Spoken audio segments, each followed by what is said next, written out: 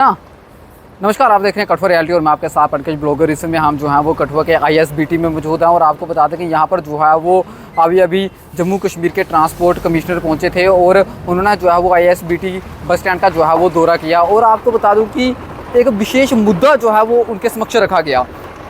बड़े बड़े डंपर जो है वो रात को चलते हैं, ना उनके त्रिपाल होते हैं, ना नंबर प्लेट होती हैं और कई बार हादसों का जो है वो कारण बनते हैं। और RTO कठुआ भी उस समय वहाँ पर मौजूद थे और एक प्रश्न उनसे रहा कि जनाब कठुआ RTO कार्यालय में जो है वो एजेंट्स का बहुत सारा काम चल रहा है। एजेंट्स ने जो है वो वहाँ पर एक अपना समूह बना के रखा हुआ है। जो भी कोई लाइसेंस बनाने के लिए वहाँ पर आता है और एजेंट्स उनको जो है वो घेर लेते हैं, 10-20 हज़ार उनसे लेते हैं और लाइसेंस जो है वो बना के तैयार कर देते हैं। अगर एजेंट्स का काम जो है वो RTO कार्यालय में चलना है तो फिर RTO का क्या काम है? फिर ट्राई किस बात की? क्योंकि एजेंट्स तो जो है वो पैसे लेंगे और लाइसेंस तैयार हो जाएगा, तो फिर ट्राई किस बात की होगी? ये भी उनसे सवाल रहा हमसे और उन्होंने भी जो है वो कहा कि अगर कोई ऐसा व्यक्ति जो है वो आपको नज़र आता है तो आप जो है वो हम तक जो है वो उसकी फ़ोटो बचाइए, आगे कार्रवाई हम करेंगे। और एक MBD का सवाल भी जो है वो उनसे रहा कि MBD का नाका वहाँ पर लगता है और वो जो है वो ट्रक वालों से पैसे वसूलते थे। तो उन्होंने उस पर भी जो है वो कहा कि अगर कोई MBD डिपार्टमेंट का अधिकारी ट्रक चालकों से जो है वो पैसे लेता है तो आप जो है वो हम तक साझा कीजिए, उसकी फ़ोटो साझा कीजिए, उनको जो है वो उसी वक्त नौकरी से निकाला जाएगा। और इस समय यहाँ पर वो पहुँचे थे और इधर का जो है वो उन्होंने ISBT का जो है वो दौरा किया। देखते रहिए कठुआ रियलिटी। कठुआ से पंकज ब्लॉगर की रिपोर्ट। धन्यवाद।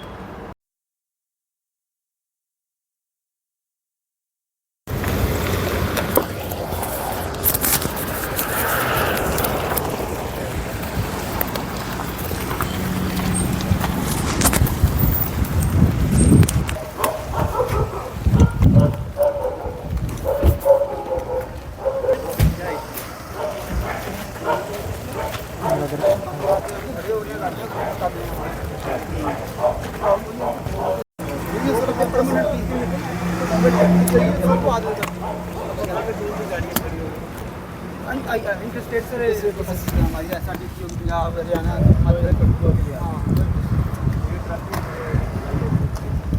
कैसे खड़ी नहीं अपने को कोई काम कर रहे हैं, सब काम कर रहे हैं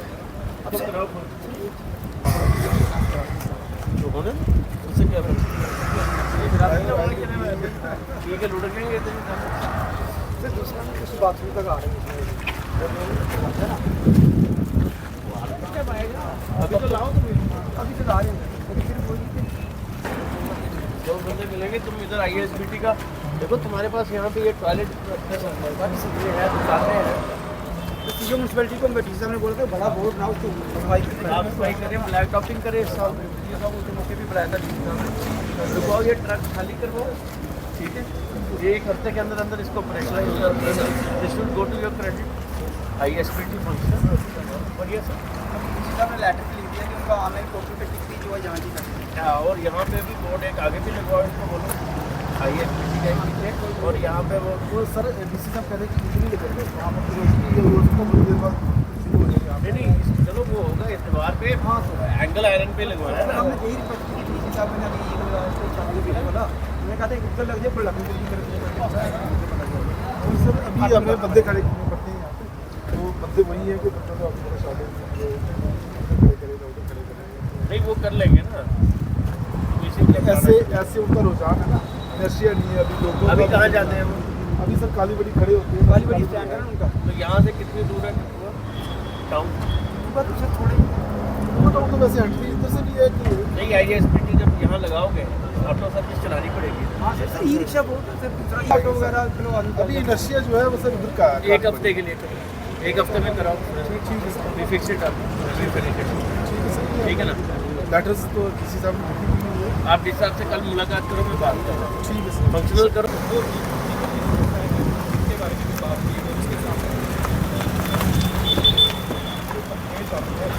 को दे देंगे। सर कठुआ आए हैं, किस तरह से देखते हैं ISBT की काफ़ी पुरानी डिमांड थी और JK मीडिया प्लेटफॉर्म ने भी कई बार खबर दिखाई और बड़ा अच्छा है कि सरप्राइज़ विजिट किया आपने। तो कब ये शुरू होगा ISBT?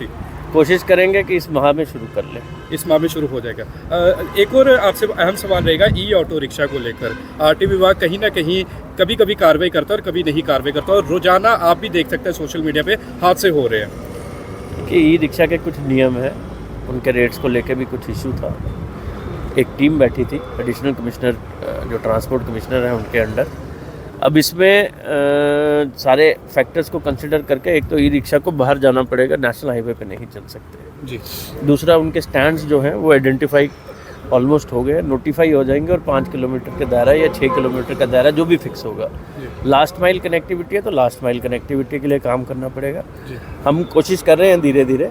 मुझे उम्मीद है कि आने वाले कुछ दिनों में मे बी अ मंथ और सो चीज़ें और बेहतर हो जाएंगी और स्ट्रीमलाइन हो जाएंगी। ट्रांसपोर्ट कमिश्नर एक और सवाल रहेगा, जिस तरह स्कूल की गाड़ियाँ हैं नियमों का धड़ल्ले से जो है उल्लंघन करती है शहर में मैक्सिमम प्राइवेट स्कूल की, और विभाग द्वारा जो है उन पर कार्रवाई नहीं हो रही है। साफ तौर पर अगर हम बताएं तो जो स्कूल प्राइवेट स्कूल्स की गाड़ियाँ हैं, किस तरह के नियमों का उल्लंघन करते हैं? जिस तरह स्कूल में जो है ओवरलोडिंग होती है, कुछ ऐसे चुनिंदा स्कूल है जिसमें बच्चे जो है भर भर के जो है उसमें डाले होते हैं। कृपया करके एक फ़ोटो शेयर करिए जी, हम कार्रवाई करके बताएंगे जी। Thank और उसके साथ एक और अहम सवाल रहेगा डंपर। कल तो कार्रवाई होगी आरटीओ विभाग द्वारा, रात को देखा डंपर जो है ओवरलोड जा रहे थे, तरपाल नहीं थी। इससे पहले भी रोजाना जो है ये देखने को मिलता है, तो फिर क्यों चुनिंदा दिनों पर ही कार्रवाई देखिए, होती है? डंपर्स के खिलाफ एक कांस्टेंट एंड कंटिन्यूड एफर्ट चल रहा है, जी सर। लेकिन तादाद काफ़ी है।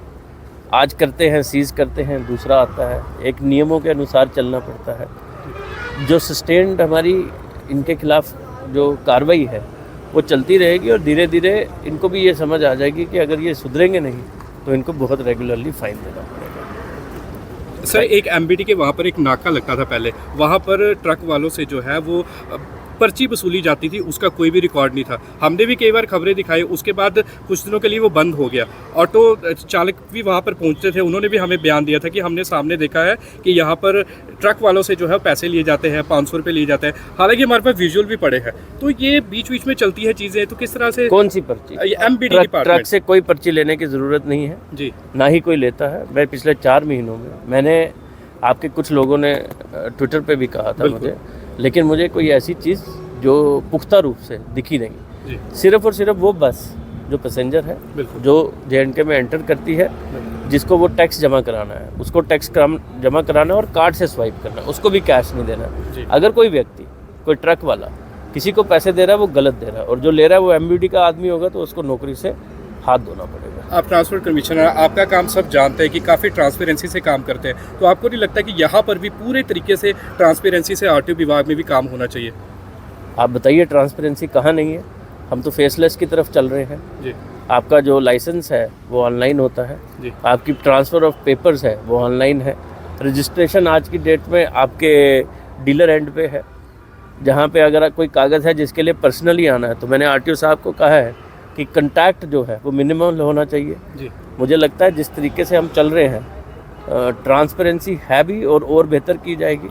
रही बात नाकों की या रही बात लखनपुर की, उसके ऊपर हम आज ये एक मेजर मुद्दा था जिसके ऊपर कि how to make that movement faceless.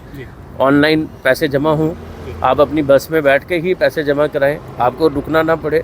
कैसे इलेक्ट्रॉनिक बैरियर के थ्रू आपकी मूवमेंट को रेगुलेट किया जाए, और मुझे उम्मीद है कि हम अपनी कोशिशों में ज़रूर कामयाब। महिलाओं के लिए ई बसेस के लिए आया था कि फ्री चलेगी, यहाँ पर इतनी बसेस नहीं चल रही है, ई बसेस सिर्फ शहर से ही चल रही है, तो गाँव में कुछ इस तरह के विकल्प है आने वाले दिनों में? ई बसेस मेरा मैंडेट नहीं है, वो स्मार्ट सिटी के CEO देखते हैं। स्मार्ट सिटी से एक आखिरी सवाल रहेगा कि आपने जिस तरह से कहा ट्रांसपेरेंसी से काम हो रहा है, अभी भी एजेंट्स का वहाँ पर चल रहा है, आरटीओ विभाग के कार्यालय के बाहर कई एजेंट्स हैं वो आते हैं, कई बार आरटीओ सर वहाँ पर मौजूद नहीं होते हैं, ARTO साहब माफ़ कीजिएगा, आरटीओ सर मौजूद नहीं होते। इनसे पहले ही वहाँ पर कई एजेंट्स ने जो है वहाँ पे अड्डा बना लिया था और लोगों से 15-20 हज़ार रुपये जो है वो लिए जाते थे लाइसेंस बनाने। देखिए, मैंने कहा है बार बार, ये फ़ोन आपका एजेंट है, ऑनलाइन सिस्टम है, फेसलेस सिस्टम है। अगर कोई एजेंट के पास जा रहा है तो हम किसी को ज़बरदस्ती रोक नहीं सकते, लेकिन मैं बार बार लोगों को कह रहा हूँ अपने फ़ोन का इस्तेमाल करिए, ऑनलाइन सिस्टम का इस्तेमाल करिए, और अगर नहीं है, अगर आपको कोई भी दिक्कत आ रही है तो आप RTO ARTO को फ़ोन करके पूछिए।